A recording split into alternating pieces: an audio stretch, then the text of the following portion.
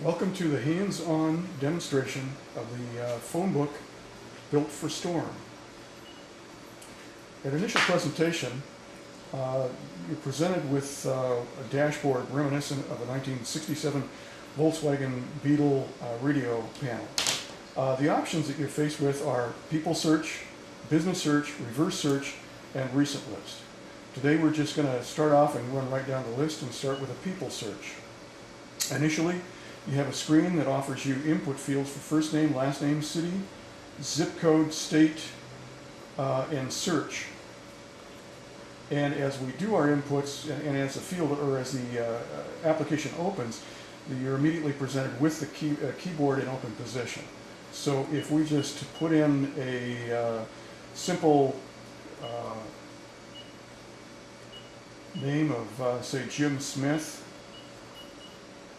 and said Los Angeles,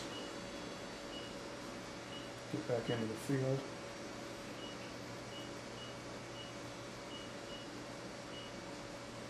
Only for the sake of the demonstration, we're going to leave the state blank. So we're just going to start with Los Angeles. The first thing that happens is that it's going to suggest that you narrow your search down to either Los Angeles, California, Los Angeles, Texas, the two options here. So we'll say Los Angeles, California. Now it goes out and it retrieves any Jim Smiths that it finds within the Los Angeles area. Then you're presented with the name list of everybody with Jim Smith.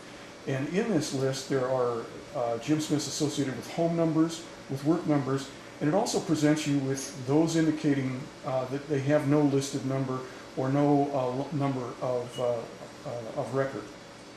But even with the lacking of that phone number, you still have an opportunity to add this address to your address book and your contacts book. In going to one of these details, as the detail page opens, the first thing that you'll notice is that the phone number is highlighted. The phone number is actually active link and permits you to dial directly from the phone book through your phone, and it asks you, do you want to call or not, or cancel in this case. Same thing here with the add contact icon. You're presented with a verification. Do you want to add it to your contacts or no? If I add it to my contacts, then it confirms that it has indeed been added. In that same detail screen, you're also presented with a map of the location address. And worthy of noting here is that this is indeed a dynamic map and not a static map, which means that you can zoom out and zoom in on the address location. Depending upon your network speed, will pretty much determine how fast that particular address loads or not.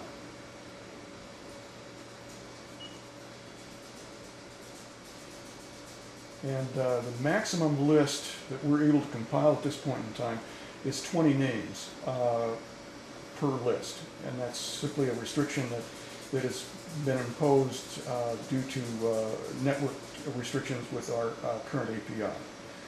Next, we'll take a look at the business search. Business search, you can search on the basis of name, on the basis of the business category. You can include city, zip code, and once again, state. So if we just go with a known company that we know about,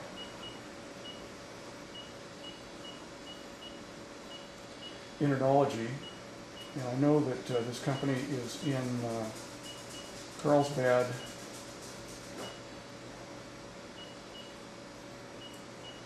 California. Now, once I reach that state input, whether it's people search or in the business search, I can either utilize the drop down and scroll down and find the state, or I can simply hit the first letter of the state and it will automatically go to it.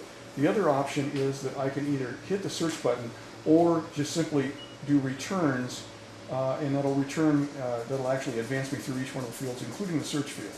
Internology comes up, and once again I'm presented with an active phone number, the ability to add even a business contact to my contact list, and then presented with the map hopefully as will load as my network is finding it.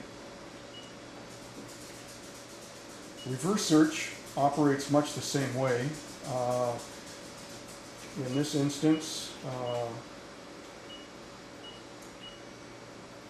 it allows you to input the number, and once again you can return through, and it searches based upon that number and comes back with the appropriate results. And you'll notice here too that along with records, if there are other members of the household indicated, that we also carry forward that information from the data file. Active phone number, once again, I can add to contacts.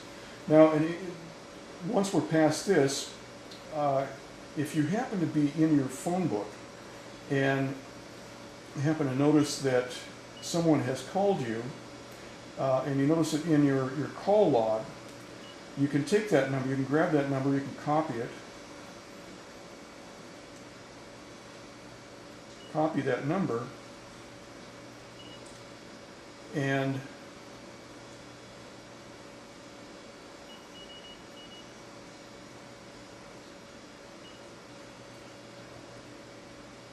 then you could go back to the reverse search and paste the number from your phone book, from your phone, and it'll actually look up who it was that you had received that call from. The recent list is a real handy function because it shows everything, every one of the records that you've called up in detail, in your detail list. So in Internology, we looked at the detail list there with Jim Smith. We looked at those, and once again, that's present with a dynamic map, the active number, and also the contacts. Now the really important issue at this point in time is that I can actually break out of the program, I can break out of the app, closing it one of three ways. I can either close it from my menu button, and if I close it, it completely closes out. I can go to other applications, but as long as I come back to my phone book, whenever I come back, I'll come back with my recents still intact. So that means that even if I turn my phone off, turn it back on, that recent list will still be active. The About page gives all the critical information in terms of where we are, how to get a hold of us for email support. It also notes that you can register on our website once you've purchased the application. And we're going to do updates, upgrades, and new releases as time progresses and as our product matures. It also gives our website and where you can go to look for both the terms and conditions as well as the end user license agreement. Thank you.